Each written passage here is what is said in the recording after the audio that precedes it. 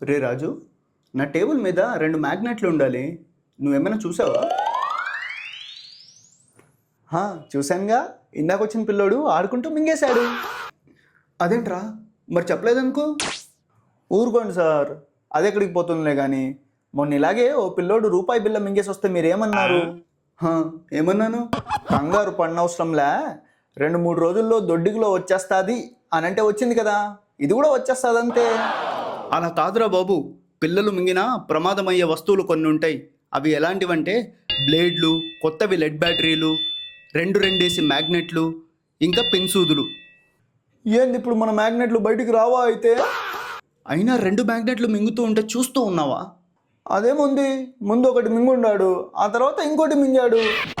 ఒరే వెర్రి బాగులోడా, ఒకదాని తర్వాత ఒకటి మింగితే పేగులు కూడా ఒకదానికొకటి ఖర్చుకుపోతుంది. అప్పుడు అది బయటికి ఎలా వస్తుంది అనుకున్నావురా? అయిపోయింది, సర్వనాశనం అయిపోయింది. నిన్ను డాక్టర్ సాబ్, మాది బుడ్డోడిది జేబులో మీవి చుంబకులు దొరికినాయి సాబ్. కాస్త ముందే రావచ్చు కదమ్మా. బ్రతికిపోయావు. చూస్తూ కూర్చున్నారే, ఆయన నన్ను కొట్టారు, మీరు ఫాలో అవుతుంది.